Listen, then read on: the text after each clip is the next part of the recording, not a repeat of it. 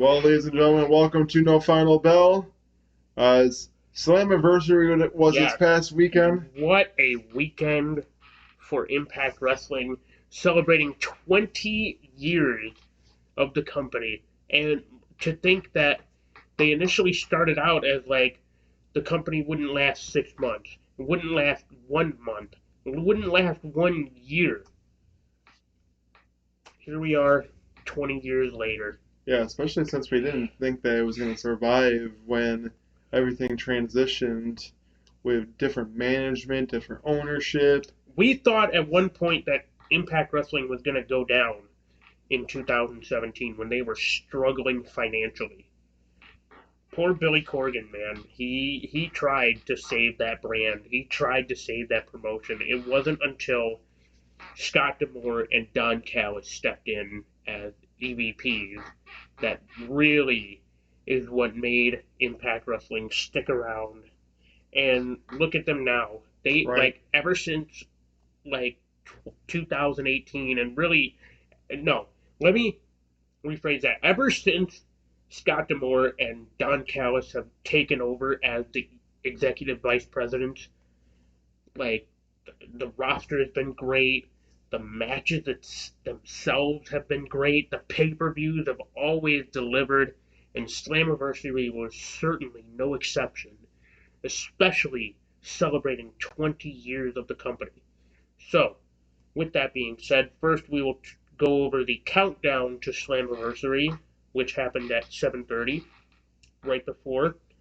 We had two matches on the countdown. We had the Digital Media Championship match, Rich Swann versus Brian Myers, and as was to be expected, Rich Swann beat Brian Myers to retain. So, yes, and I do believe they said 6 championship matches took place on Slammiversary. That was the first of many. Then we had the Reverse Battle Royal. Now, it's interesting because this is actually the first Reverse Battle Royal I've ever actually watched. So the rules, this is interesting, guys. This is what TNA was founded on. In order to even qualify for the match, you have to fight to get in to the battle royal.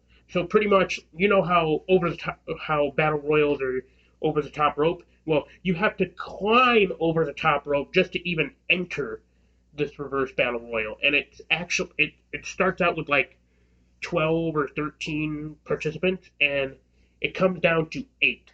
8 people then enter, and then once 8 people have entered, then it becomes a traditional over the top rope battle royal with the final 2 participants then having a regular one-on-one match to be won by pinfall or submission.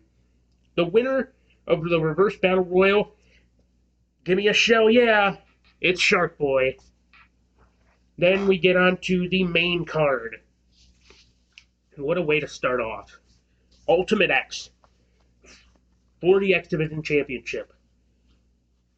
Speedball Mike Bailey, Alex Zane, Ace Austin,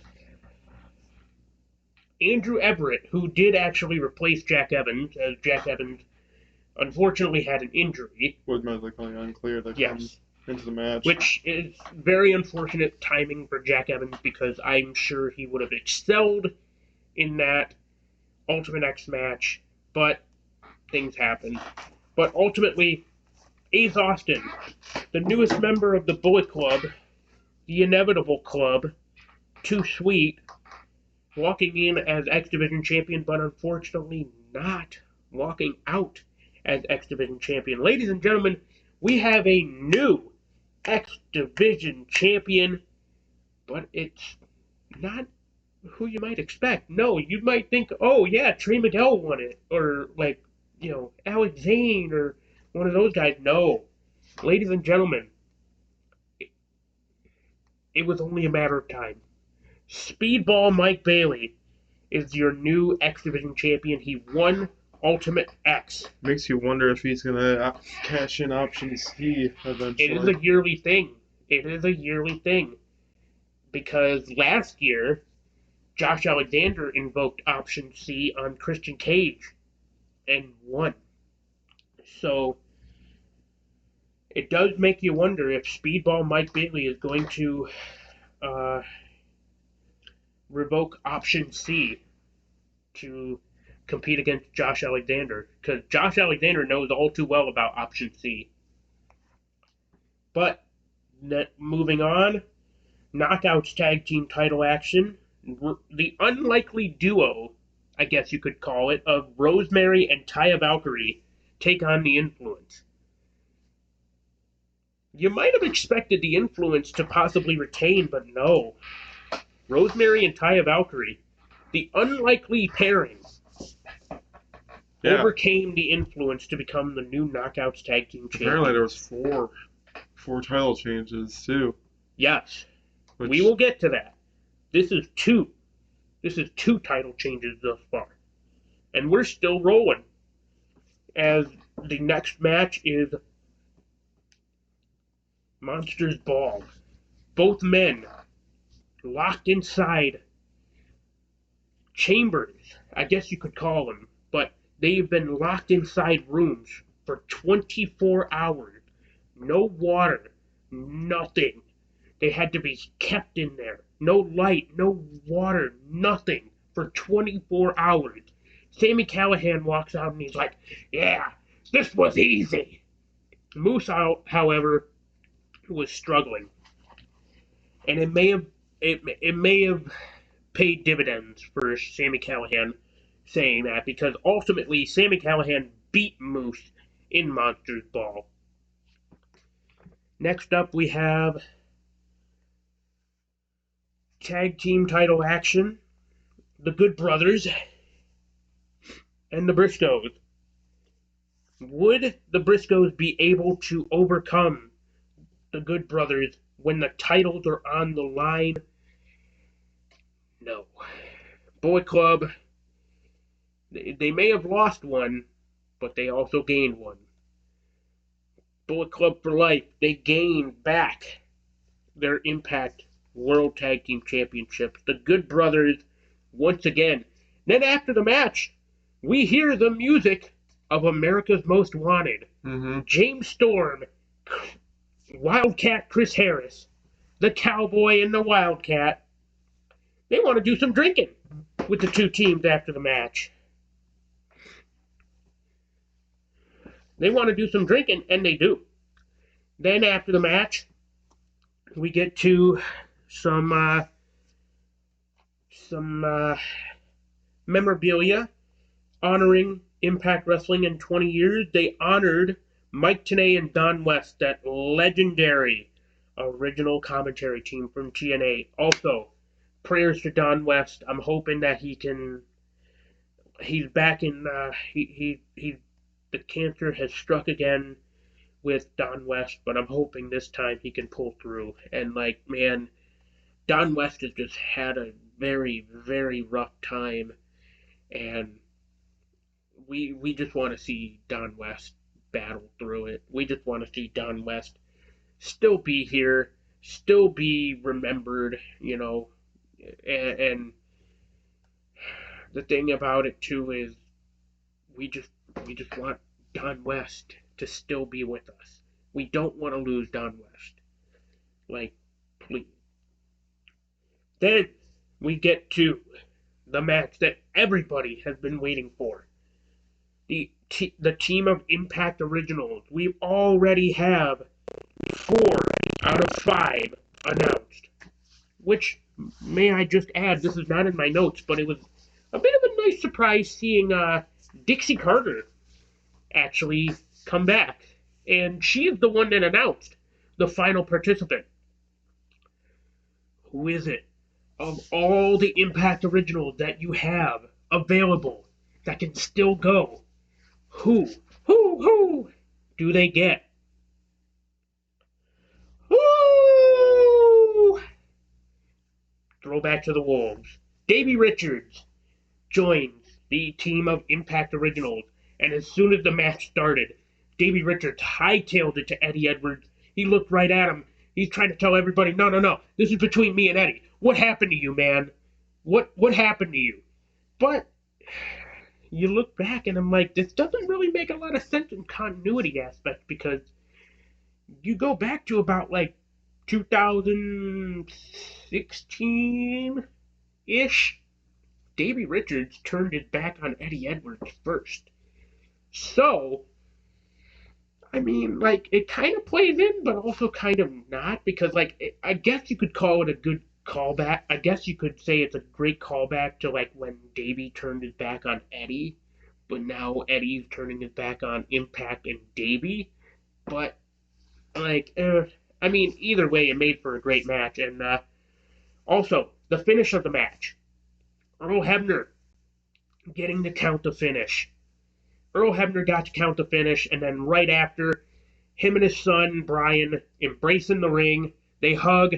They point to the sky. This one's for you, David. Yep. Rest in peace, David Hebner. David Hebner did pass away. Rest in peace, David Hebner, and also rest in peace, Tim White. Yes, Tim White Unfortunately passed away, but he gets to join up with Andre the Giant yet again. As anybody knows, he was actually a referee intern when Andre the Giant was in WWE back in the day. So that's where he got his start, was refereeing Andre the Giant. So yes, Tim White has had a legendary referee official. And he was also the referee for the legendary Hell in a Cell match between The Undertaker and Mankind.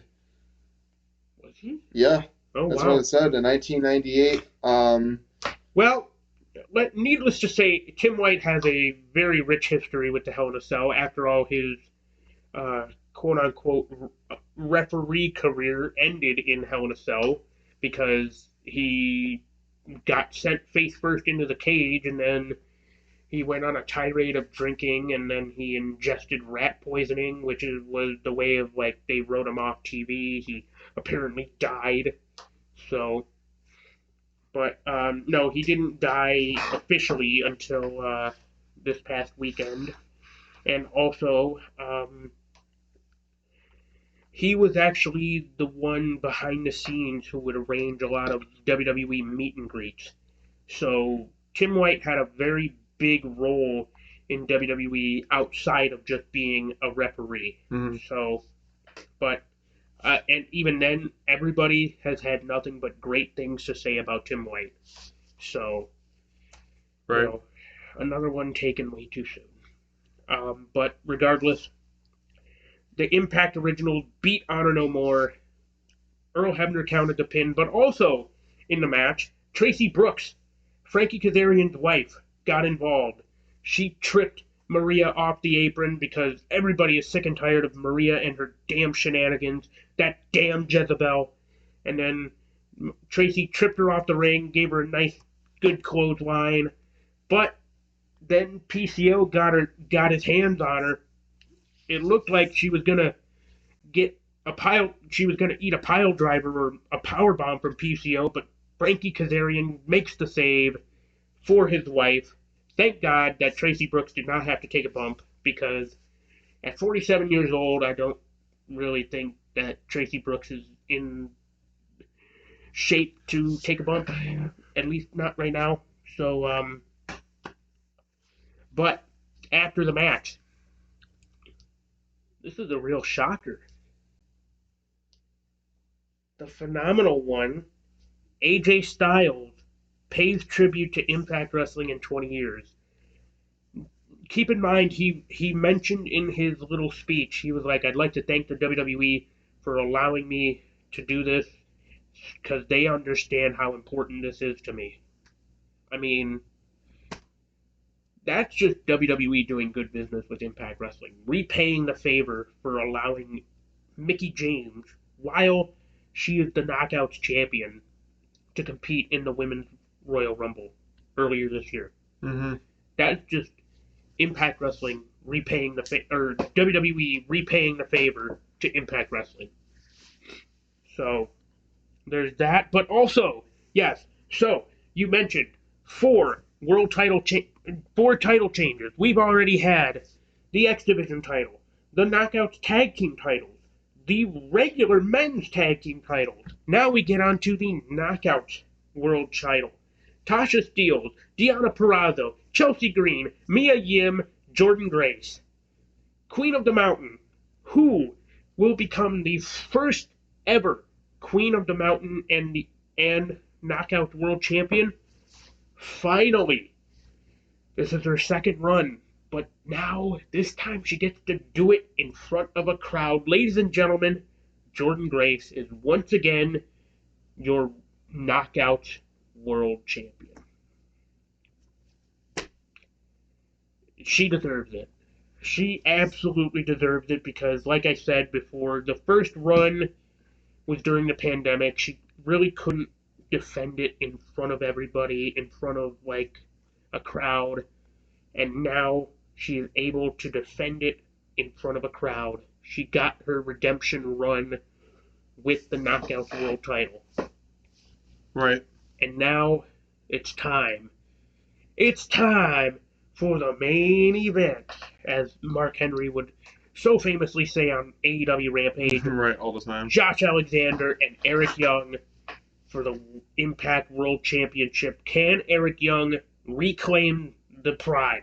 Can Eric Young... And it would be his third world title if he did. It would have been his third world title, but... Which, I didn't realize he won it twice already. Yes, because the first time was back in 2013 when he became the TNA World Heavyweight Champion, and then the second time was in 2020 after defeating, I believe, Eddie Edwards.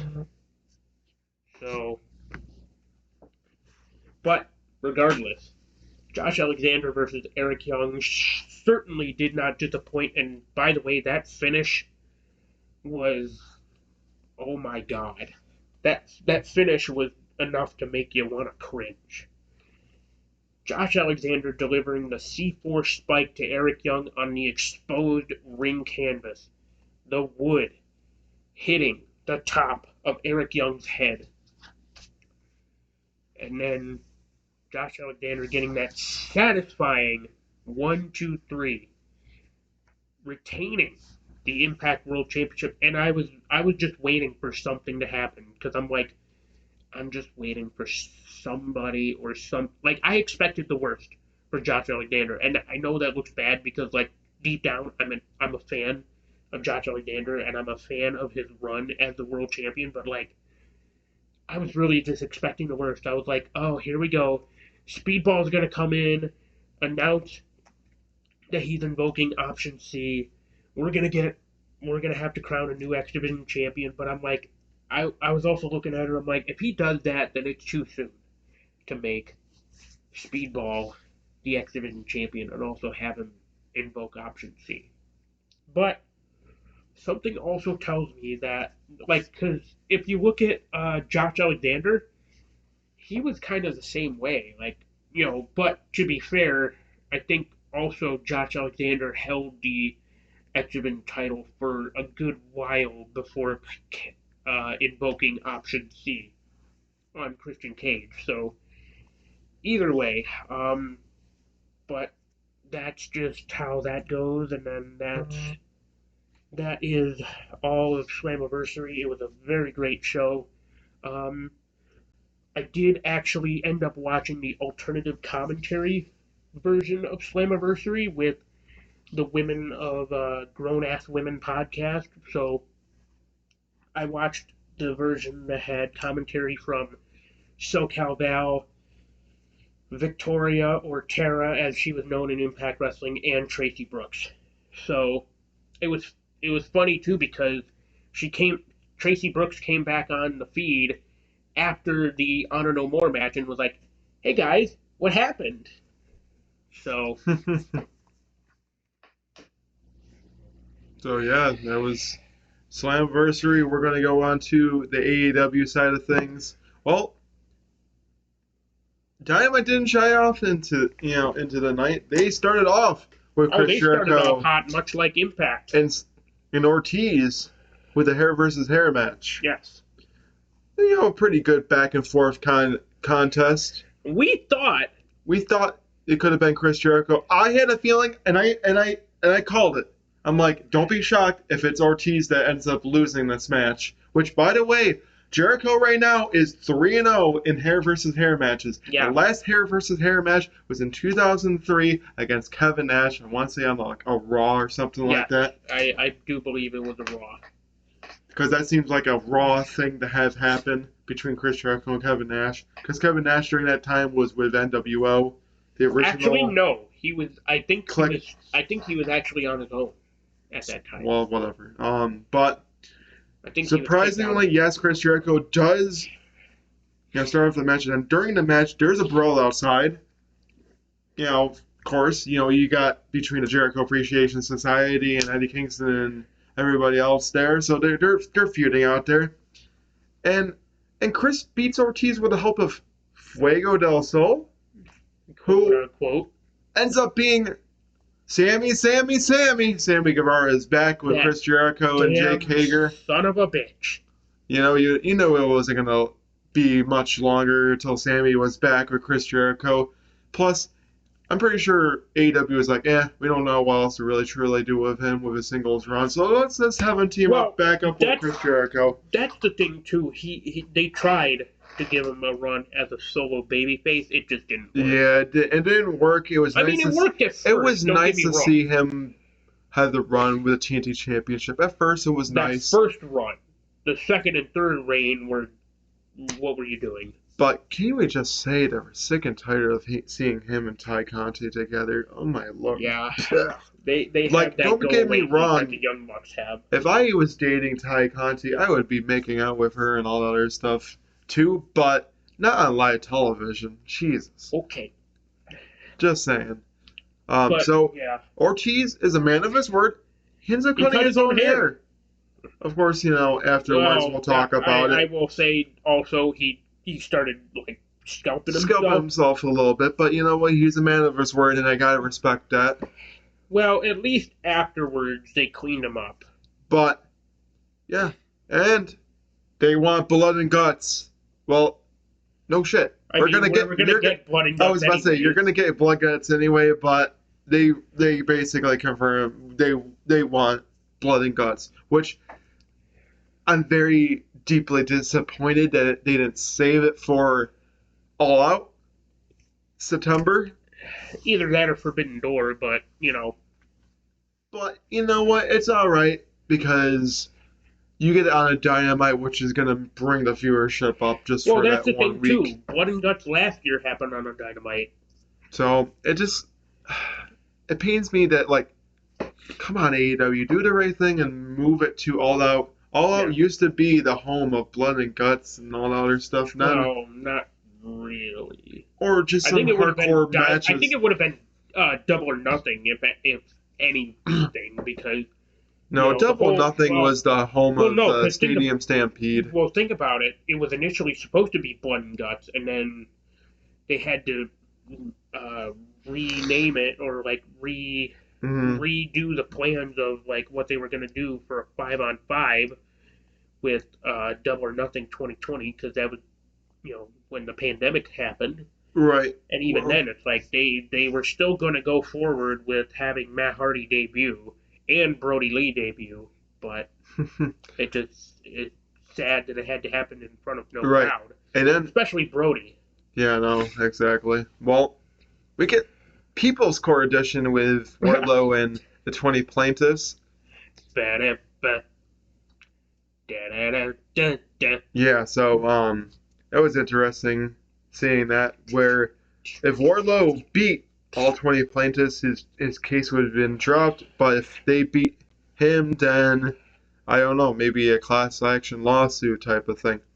Well, either way. But Warlow, to no surprise, beats all 20 plaintiffs and gets off his lawsuit, and then sends smart Mark Sterling in the ring, and then Dan Lambert speaks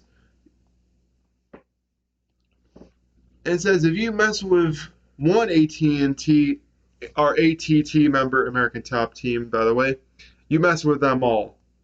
And then sends out Woodley and Hughes from American Top Team. Woodley and Matt Hughes. And then he's like, you guys are from St. Louis, right? So you get where I'm coming from. You want to help me out? And he sends out, and then they send smart Mark Sterling to them, and he actually powerbombs Mark Sterling with the help of Woodley and Hughes. And eventually we will get to see the TNT title match between Warlow and Scorpio Sky. It's kind of sad it's not happening at Forbidden Door, but eventually, soon enough, it will be happening. But it's nice to see him, as I called, that he will be going after the TNT title. I also want to just say right now, I apologize to everybody. I am a little under the weather right now. So going forward, Will Ospreay and Dax Harwood face off against each other in a pretty decently back and forth contest. Can we just say that Dax Harwood, Cash Wheeler, even if they're in singles competition or tag team, are just some of the best wrestlers in professional wrestling today. I mean, come on now. WWE, by the way, WWE, you really messed up on them. It is so sad. And especially the funny thing is, after they saw the success that they're having, they're like, we want you guys back. Yeah. Like, well, I hate to say it. Why did you even release them in the first revival place? Ain't coming back, WWE. No. All right? But, they're the FTR. They're one of the best tag teams out there. Just because and even then, you messed up. They're winning championships all over the world. Right. So, and something tells me that at Forbidden Door, they will win the IWGP tag team title. Well, I called this one as well. I knew that Will Ospreay was eventually going to get a win on Dynamite. Will it happen against Dax Harwood? By the way, though, if you haven't seen it already, that chop, not the first one, the second one, that Dax Harwood gave Ospreay, completely justified, because get the hell out of here with that, like, oversell bull crap. What are you, fucking Shawn Michaels against Hulk Hogan? Right, exactly. So, yeah. Ospreay, get out of here with Dax Harwood was a little pissed off and gave him a stiff chop. As he should have been. Made him, like, I was like, he's like, all right, you want a reason to sell? An actual, like, real, like, skin-on-skin chop. Oh, yeah, there. Dude, he put some full force into that. He just went, like, right. You know, you could see the like force in that chop. It was almost like a Gunther chop, man. I know. So, yes, Will Ospreay did beat Dax Harwood, and then after the match, the rest of the United Kingdom and Best Friends Empire. Yes, United Empire. Sorry, and Best Friends beat down each other, and then we get a returning Orange Cassidy. That pop though for Orange Cassidy was yes, it was nice. So. Are we going to see them face off against each other? Yes, we will. It's going to be for the IWGP United States Championship at Forbidden Door, which is nice to see. As far as who could win that, I just don't see Orange Cassidy winning the IWGP United States Championship. It would be nice. We've seen it. We've seen it defended on Dynamite before when Jon Moxley had the title. Yeah, but. I just don't see Orange Cassidy bidding with Will Ospreay. I mean, Will Ospreay is way too much of a well-known star to lose to Orange Cassidy. I hate to say it. It wouldn't make a lot of sense for Ospreay to lose it like almost straight away. So right. So we get a little bit of talking between Tanahashi and Moxley about their world title match at Forbidden Door, which will be the main event, which is, don't get me wrong, Forbidden Door is shaping up to be a good match. Not all matches have been announced. There's been rumors about Bryan Danielson and Zack Sabre Jr., which I really do think that's going to happen. It's been rumored that they're supposed to face off against each other at Forbidden Door. I think we're going to get it on this Wednesday, or later tonight. We're going to see, I think that match actually happened. The official confirmation. Yeah, I think we're going to get the official confirmation of Zack Sabre Jr. Like, we're really gearing toward, like, literally this Sunday. I was going to say, this Sunday is Forbidden Door, so make sure to order it. It's going to be on pay-per-view, January 26th, United Center. Definitely... It's sold out. Sold out United Center, Chicago, Illinois too. Jay White single-handedly sold it out. Just keep that in mind. I'm just grateful that I was about to say, another match that hasn't been confirmed yet either. Jay White versus Hangman for the IWGP World Title. Make it a triple threat. Have Adam Hangman Page, Hangman, Jay White, and Okada? No. Or Adam Cole? Adam Cole. Okay. Adam Cole's kind of getting involved with it. Or better yet, make it a four-way. Adam Cole, Adam Page, Jay White, and Okada. Well, see, there's technically 2 matches that haven't been confirmed, and it's those 2. I think this, of course, this upcoming, later tonight, we will get the confirmation of both of those matches. You would have to either Dynamite or Rampage, because you've been teasing the IWGP World Heavyweight title being defended, so I can see that being defended there. Make it a triple threat match. It would make more sense because you have Hangman Page and Adam Cole involved with Jay White. It does make me wonder, though, if there's going to be any involvement with New Japan Strong, which is New Japan's, U.S. based. So, it does make me wonder. We'll find out. I'm very curious of the All-Atlantic Championship, who is going to be from the Japan side, because we still haven't found out who is going to be that 4th member.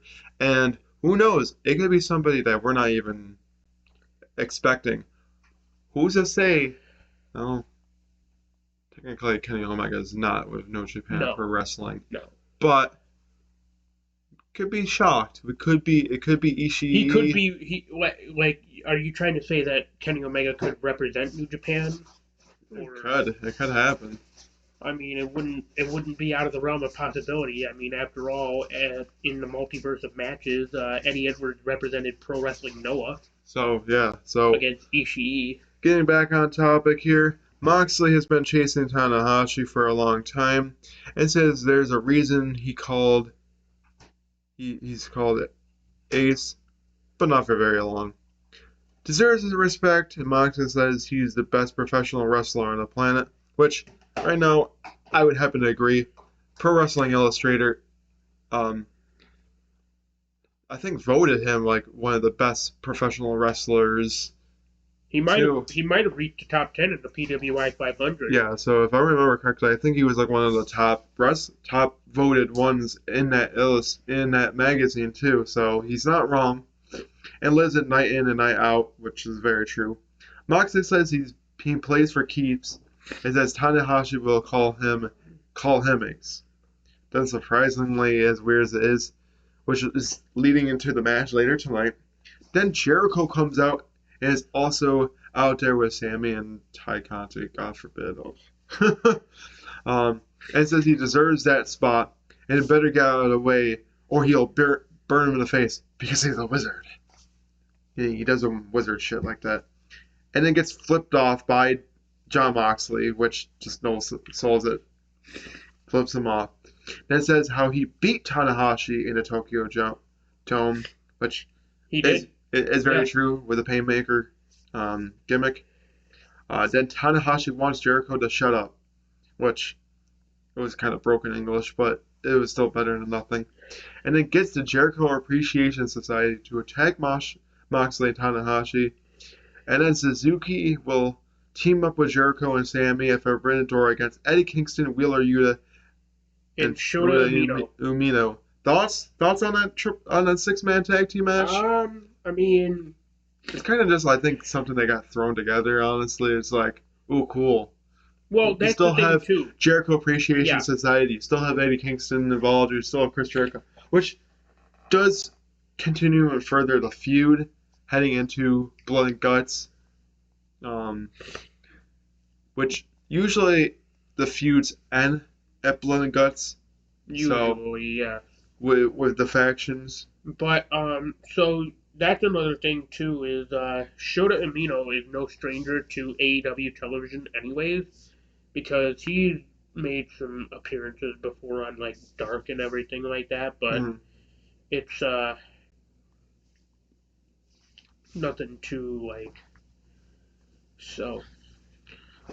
Yeah, so, honestly, I think it could end up being 2-0 in Jericho Appreciation Society favor. But as far as Blood and Guts go, I think it's going to go Eddie Kingston and his group's way against JAS. Yeah, so once again, Jericho's faction.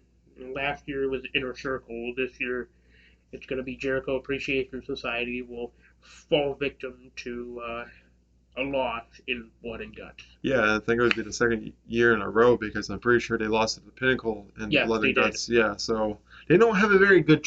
Jericho doesn't have a very good track record in War Games. In Blood and Guts. Well. So yes. So Miro and Ethan Page face off against each other to get a chance to go to Forbidden Door for the All-Atlantic Championship.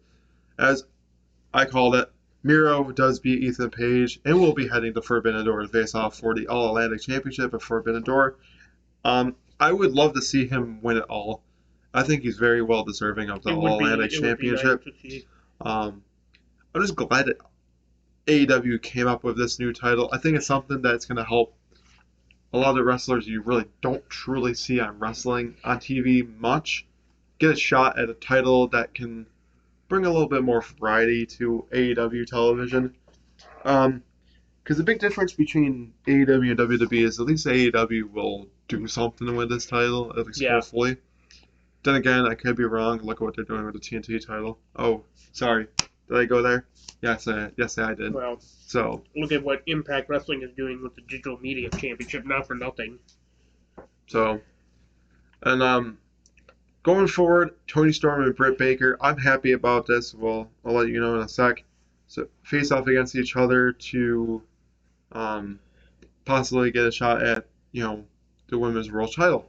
Toni Storm beats Britt Baker.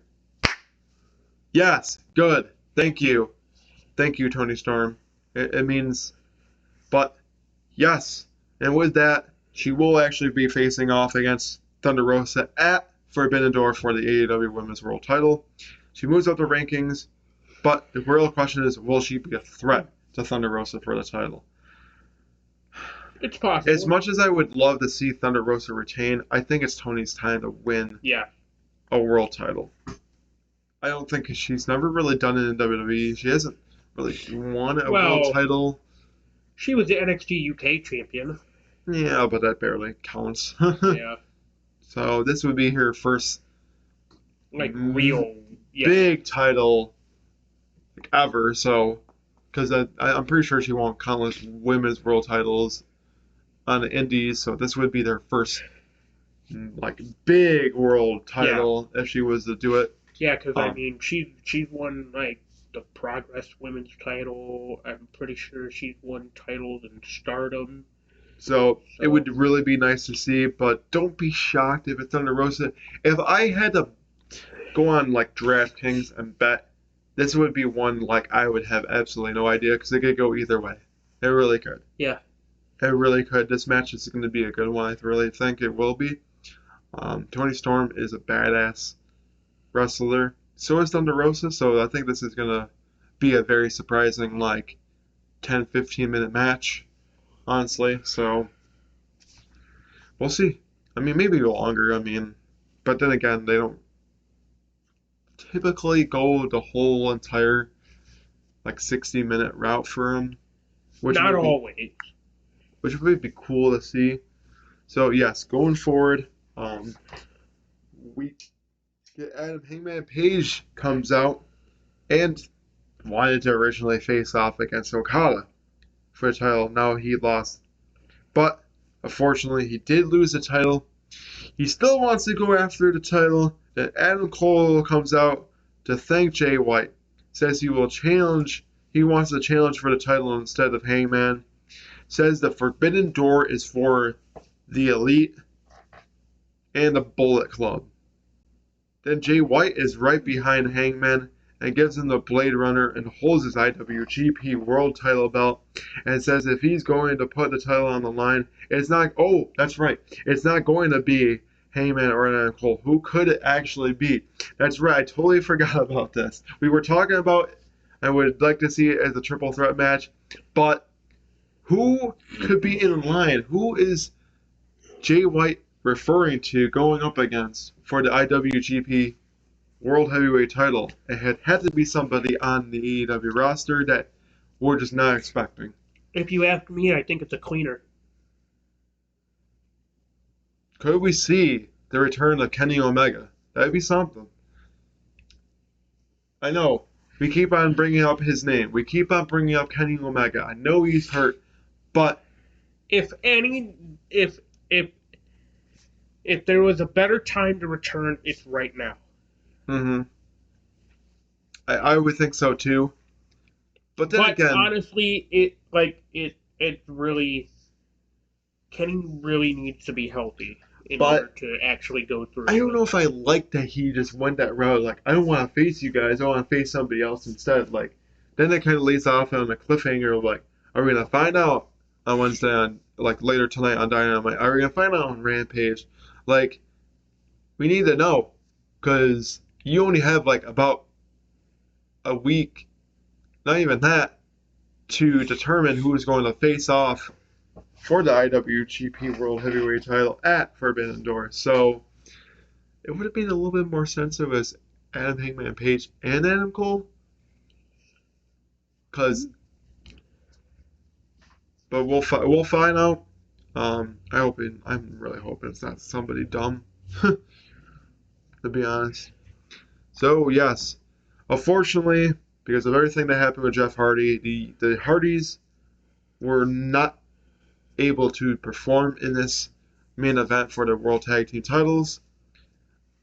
I really do think that, honestly, if it wasn't for Jeff, they probably would have ended up winning right here and now. Right then and there, yes.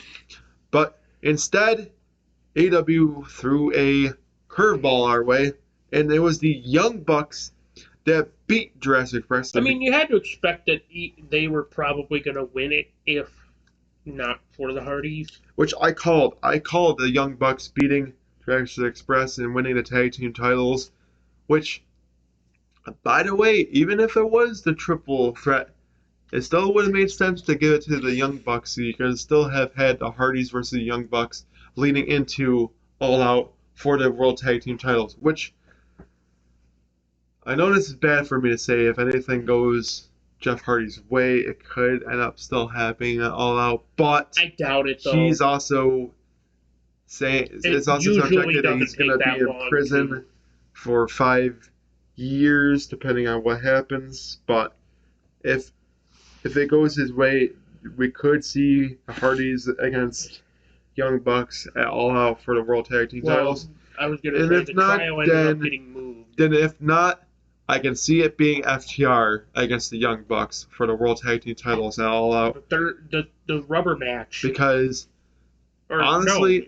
it is the rubber match. If I had to say who between, in that triple threat tag team match between Roppongi Vice and Jeff Cobb and Great-O Khan and FTR, I really do. It would be nice to see FTR win, but something tells me I think it's going to be Jeff Cobb and Great-O Khan.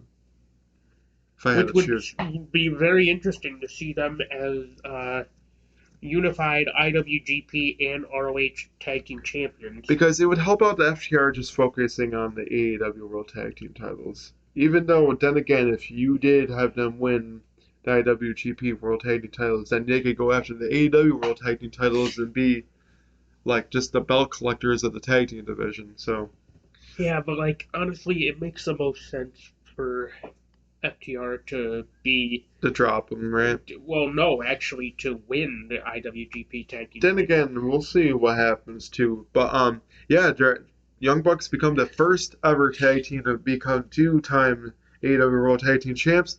And then, unfortunately, Christian Cage does check up on his guys, and then Christian Cage turns heel and gives Jungle Boy the kill switch, and then the concerto. While his family watches, what does this mean? It means you got more things to do with Christian Cage. Yeah. I really do think that we could see a singles match between Jurassic. It is interesting to note that, I didn't even really make that connection, but it makes the most sense. During, a battle royal or whatever, Jungle Boy eliminated Christian, and therefore Christian held a grudge so long with Jungle Boy that, he was waiting for the right moment to turn on Jurassic Express and Jungle Boy, but he didn't have the right moment until this past Dynamite. Right, exactly. So Christian Cage, I think, is going to have a... after it happened, he went up to Jungle Boy's mom and sister and said, yeah, good luck giving him cake. He's going to have to eat cake out of a straw because he's a piece of shit. You raised a piece of shit. Right. So, I really do think we're going to see a singles match between Christian Cage and Jungle Boy. As far as when it's going to happen, sooner than later, I think, honestly. So, we get on to the Rampage side of things. There wasn't really much that happened with it. So I'm kind of going to, roll it through because it wasn't a very exciting Rampage in the least. But Jon Moxley beats Dante Martin. Pretty decent late back and forth contest, but beats him via submission. But then also, there seems to be some tensions brewing between Keith Lee and Swerve Strickland. But then Team Taz comes out and says, if you claim to be the best, you can't be because you haven't beaten us. So, I'm thinking there's going to be Team Taz that rivalry is not over. Versus, which makes you think, can you just stop it already? Because, I thought they were going to go off and do different things. Now you got Team Taz involved, which, cool. It would be nice to see them finish that feud, but it is what it is. So I think we're going to see both of them again sometime soon. Then, of course, the Death Triangle and the House of Black seem to not be done with each other. Thoughts on that? I called it. I mean, I knew they were going to be done after their Double or Nothing match, so I think it's going to lead into All Out. Or maybe even sooner than that. It makes you wonder then, is it going to be a, 8-person mixed tag team match? Because you have 4 members of Death Triangle, but one of them is not a girl. And then you also have 4 members of the House of Black, but one is a girl. So who does Death Triangle get on their side to fight Julia Hart? Because it certainly can't be Alex Abrahantes. Who knows? Get Athena, but Athena's involved with Jade Cargill and all the other stuff, so who really knows? We'll talk about that soon, but this one I'm not going to go into full detail. Max Caster and Gun Club beat Leon Ruff in Bear Country. If you know anything about Leon Ruff... It's Max Caster and the Ass Boys. Yes, Max Caster and the Ass Boys. Let me hear you say Ass Boys. Yeah, Ass Boys. So if you know anything about Leon Ruff, he is... Scissor me, daddy ass. If you know anything about Leon Ruff, he was the former NXT North American champion at one point. Crazy to think that at one point in time... And now he goes to AEW and gets utilized the way he probably should have been on NXT, with not winning the NXT North American Championship, but, I mean, they had to do something with him, which... Well, it's funny in hindsight because basically it was to prove that anybody can beat Johnny Gargano, and especially, because that was the whole thing of oh yeah, Johnny Gargano has this curse that every time he defends his championship once, they always get so that's what happened the last time that he won the NXT North American Championship, because technically he's a 3-time North American champion at this point, because the first time he won it was during the time of the Velveteen Dream. Then the second time he won it was during that time with Leon Ruff, and then the third time again was during the time of Leon Ruff. So yeah. Going forward, Jade Cargill and Willow Nightingale face off against each other. As to no surprise, Jade Cargill just increases her undefeated streak to 33-0, beating Willow Nightingale. And then Athena comes down to try to beat down on Jade Cargill, but gets beaten down, and Chris Statlander saves her. As we're not all done with that whole shebang with the Kiera Hogan, Red Velvet, and Jade Cargill, and then Chris Statlander, Athena, and Anna Jay. So when are we gonna get that 6-woman tag team match? It's gonna happen. Just do it. Like, oh my gosh. And then when are we gonna get the TBS Championship match? Because I know it's not happening at Forbidden Door. So it'll probably happen at All Out. Or sooner, who knows? But yeah. So we get on to the main event. Darby Allin and Bobby Fish. Okay match. I mean, it's just, I feel like with everything that's going on with these two teams, we'll have them face off against each other. Darby Allin does beat Bobby Fish, and then Bobby Fish beats him down after the match and brings out Kyle with a chair. And then the lights go out. And who makes his return? It's Sting! Sting is back and helps Darby get the chair to take out Bobby Fish with a coffin drop. Cody sees Sting and Darby against Red Dragon in the near future. Oh, yeah, you better bet your sweet ass we're going to see Red Dragon and Sting and Darby, which is good because now you get Sting and Darby more involved with tag team action. And then you get Red Dragon involved in tag team action because we really haven't done anything with both, so it makes sense. This is what kind of sucks about having that pay-per-view in June and also having your pay-per-view in like a couple months too in September, is that you're focusing on like building up for Forbidden Door, but you also need to get ready to build up for All Out afterwards too. So I don't know if it's gonna happen then, if it happens sooner or so, but it's gonna be a good tag team match either way. So Sting and Darby really do gel well and wrestle fantastic as a tag team.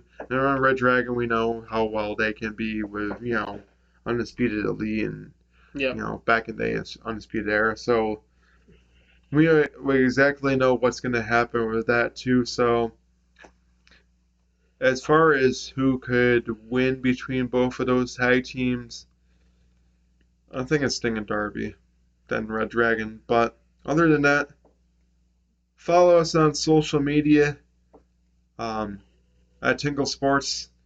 Make sure to follow our YouTube channel at Tinkle Sports Entertainment. Of course, this show is every Wednesday at 5, unless otherwise. Sometimes it's going to be later, sometimes it's going to be earlier. But of course, this episode will be coming out on time. Also, make sure to watch out for No Final or Out of Turn 4 every Tuesday at 5, and then of course Sunday Morning Tinkle every Sunday at 9 a.m. As always, we are No Final Bell, and we will see you in the next video.